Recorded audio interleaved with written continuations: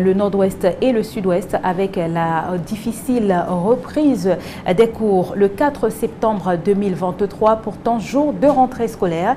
Une élève dans la ville de Koumba au sud-ouest a reçu une balle, elle en est décédée.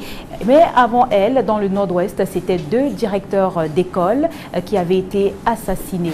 Et la une de la Nouvelle Expression ce matin nous renseigne à suffisance sur l'éducation qui est pratiquement prise en otage depuis plusieurs années déjà par les groupes armés dans le nord-ouest et le sud-ouest.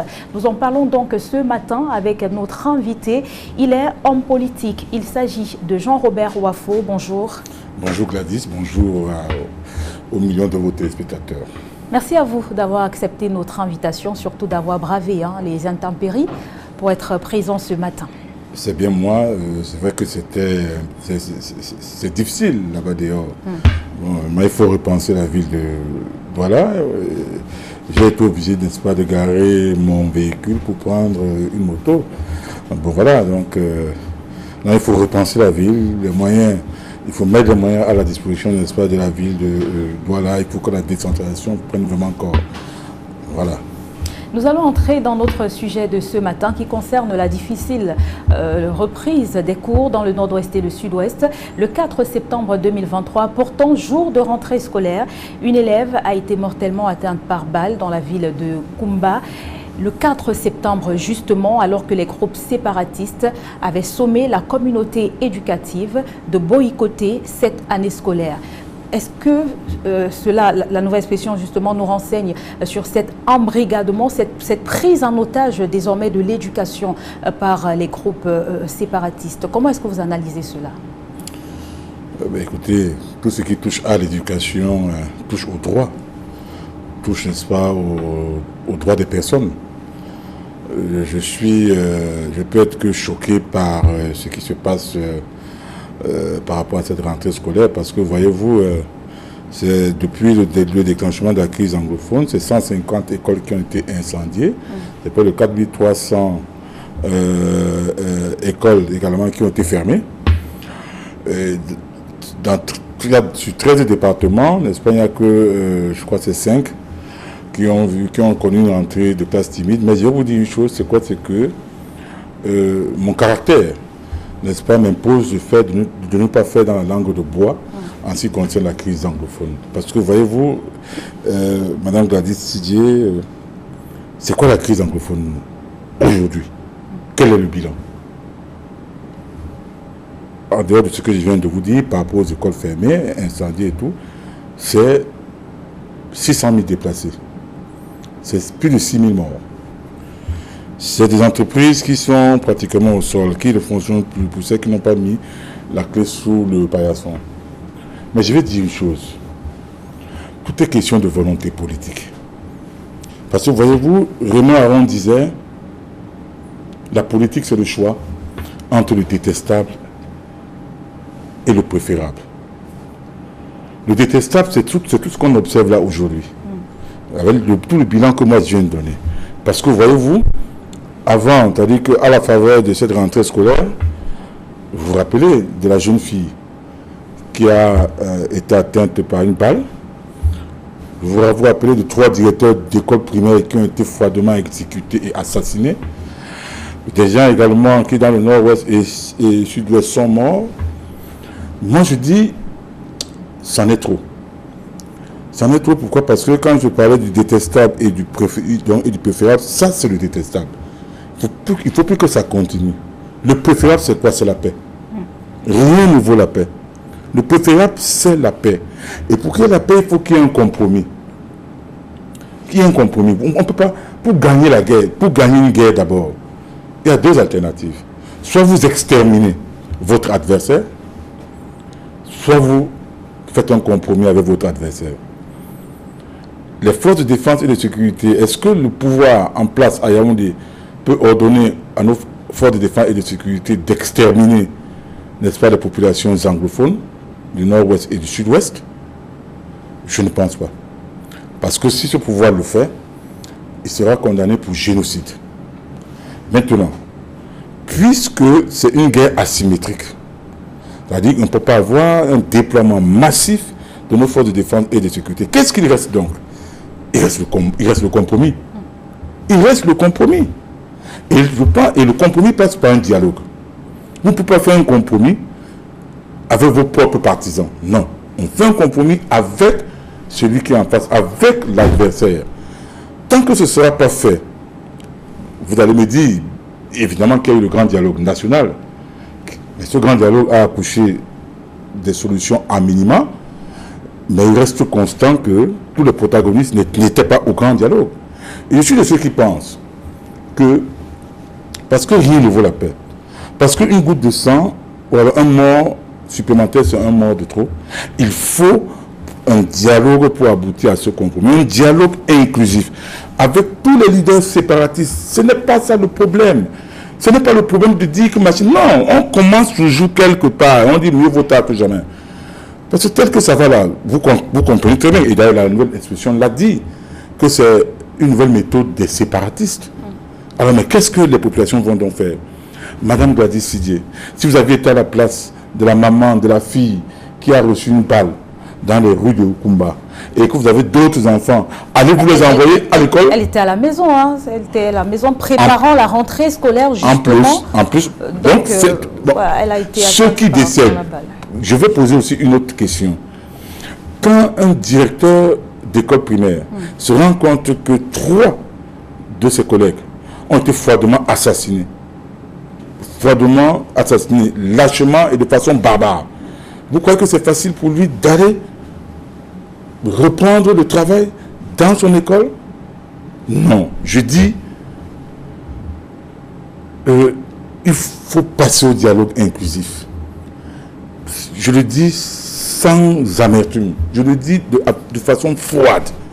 Parce que tant qu'il n'y a pas de dialogue, parce que la stratégie de dire qu'on va continuer comme on est en train de faire, qui n'a pas encore produit de résultats, elle est dangereuse. Parce que, voyez-vous, ces enfants-là qui vont à l'école, alors qu'ils sont empêchés d'aller à l'école, on cultive dans leur subconscient une rébellion qui ne dit pas son nom. Parce que quand ils vont grandir, forcément leurs parents vont leur dire, vous n'avez pas pu bien faire l'école, parce que il y a le pouvoir central à Yaoundé qui a refusé d'accéder aux revendications légitimes. Mais on pourra également leur dire qu'ils n'ont pas pu aller à l'école à cause des menaces des groupes séparatistes. Mais écoutez, c'est un état d'esprit. Oui. C'est un état d'esprit. Je vais vous dire, les gens fonctionnent comme si l'histoire du Cameroun a commencé en 82 ou en 72. Non. Ils vont rappeler, ces enfants-là vont demain lire les livres d'histoire. Ils vont dire, ok, nous ne sommes pas allés à l'école parce qu'on a refusé, n'est-ce pas, de revenir aux fondamentaux qui ont fondé la République du Cameroun. C'est ce qui va se passer. Et moi, je pense pour ma part que il faut s'asseoir et que chacun apporte ce qu'il veut. C'est comme quand on va sur une table de négociation. Quelqu'un vient avec 10 points, l'autre vient avec 10 autres points. Donc on négocie, on s'entend sur l'essentiel. C'est clair que les sécessionnistes vont dire, nous voulons la sécession. Ce que moi je recuse. Je ne suis pas pour la sécession. Je suis pour un Cameroun un et indivisible. Un et indivisible ne veut pas dire un Cameroun sous la forme unitaire actuelle, unitaire décentralisée. Parce que parce que pour moi la décentralisation est mornée. Le pouvoir en place également viendra en disant, nous voulons nous camper sur la décentralisation. On fera comme en 91, comme à la tripartite. Parce que la tripartite, il faut que je le rappelle aux Camerounais, il y en avait qui étaient venus avec l'État central, l'État centralisé. D'autres étaient venus avec le fédéralisme. On a coupé la poire en deux, on a dit État unitaire décentralisé. Mais qui peut me dire aujourd'hui si la décentralisation, donc que la décentralisation marche? Pour moi, elle est mornée. Le gouvernement camerounais, justement, s'est récemment félicité de l'arrestation de Eric Tato, qui était considéré comme l'un des financiers, justement, de la guerre dans le nord-ouest et le sud-ouest. Il sera d'ailleurs entendu par un juge du tribunal du district du Maryland aux États-Unis. Et le gouvernement présente ces faits-là, parce que ce n'est pas le premier financeur, entre guillemets, de la guerre dans le nord-ouest et le sud-ouest qui a été interpellé. Et le gouvernement nous présente ces faits-là comme des avancements dans la recherche de solutions justement à cette crise qui dure depuis 2016. D'abord, est-ce que M. Eric Tato a été arrêté dans le cadre du financement des activités terroristes? Même si c'est le cas. On ne décapite pas, on ne met pas fin à un mouvement sécessionniste en décapitant ses leaders. Le mouvement sécessionniste, c'est des îlots de mer. Quand vous coupez une tête, d'autres têtes surgissent. Une fois de plus, je pense que il faut s'asseoir. Il faut s'asseoir. De nouveau, le grand dialogue, j'ai dit, il y a eu des solutions à minima qui sont loin d'être suffisantes. La preuve, les tueries continuent, les assassinats, lâches, barbares et odieux continuent.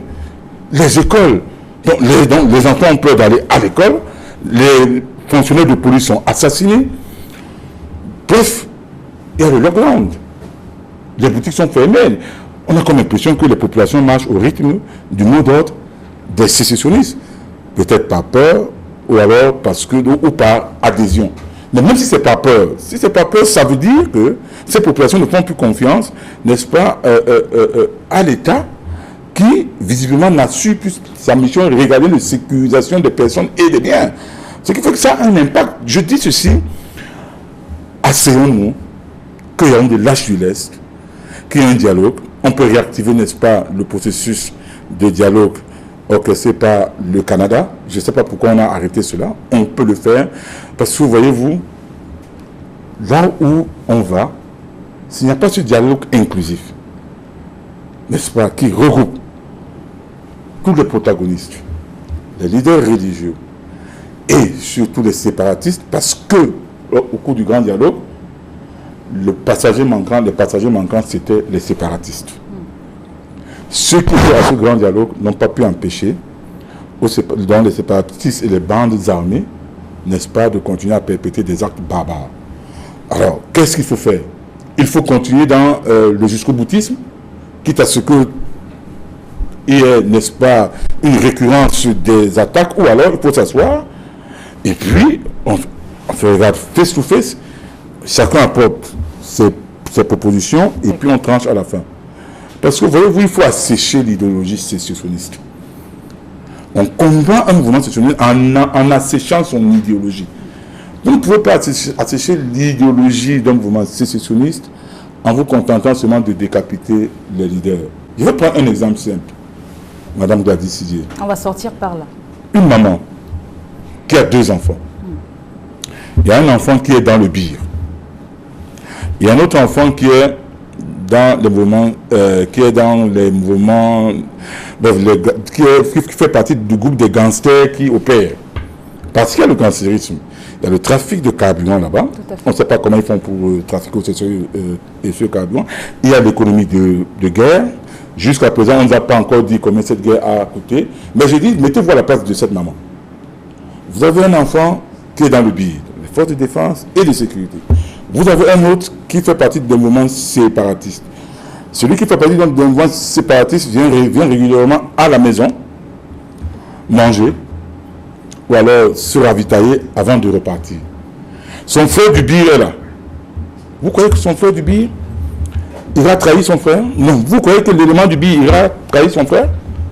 Non. C'est vous dire combien c'est difficile. Je dis, il faut s'asseoir. J'encourage, c'est-à-dire que j'ai une pensée pour nos forces de défense et de sécurité qui sont tombées sur le champ d'honneur. Parce que c'est des vies qui sont parties. Tout à fait. Ils ont laissé des familles. Ils ont laissé des familles. Ils ont laissé leurs femmes, leurs enfants, leurs mamans, leurs papas, à un très jeune âge. Pourtant, ils avaient de l'avenir devant eux, un avenir radieux devant eux. J'ai une pensée pour eux. J'ai également une pensée pour ces innocents qui sont tombés. Qui sont tombés du fait de l'autisme, n'est-ce pas, des 2 camps. Comme proposition, en attendant que il faut d'abord un cessez-le-feu. Oui. Le cessez-le-feu doit être d'abord précédé par un discours du chef de l'État à la nation. Pourquoi pas aller dans une des deux capitales, soit Buea, soit Bamenda, rencontrer des gens, dire ok, je vous ai compris. Et entre-temps, avant de passer, avant de mettre et rapidement acheminer à l'Assemblée nationale une loi portant fiscalité des régions. Par la suite, essayez de voir, développer, c'est-à-dire que faire voter à l'Assemblée nationale une loi sur l'amnistie. Une loi d'amnistie de ces séparatistes pour qu'ils puissent venir et qu'on dialogue. S'ils ne viennent pas, le peuple prendra, le peuple saura que ceux-là sont des jusqu'au-boutistes. Merci. Mais ils ne peuvent pas venir quand ils vont se rendre compte que s'ils arrivent, ils peuvent être pris. Ils peuvent être pris et jetés au Nouf. La preuve, où est Ayoub Tabi? Merci où est Mancho pour BBC. toutes ces différentes donc, bon, voilà, donc moi je dis, et je conclus par là, la crise anglophone, la résolution de la crise anglophone dépend d'une personne. Une seule. La clé de voûte des institutions, à savoir le président Paul Biya. Merci Jean-Robert Il Wafo. fera de cette crise ce qu'il voudra. 2016-2023, voilà déjà 7 ans que l'école est prise en otage dans le nord-ouest et le sud-ouest par des groupes armés. Et cette année encore, on a constaté une reprise timide, alors que les élèves justement ont repris le chemin de l'école depuis le 4 septembre dernier.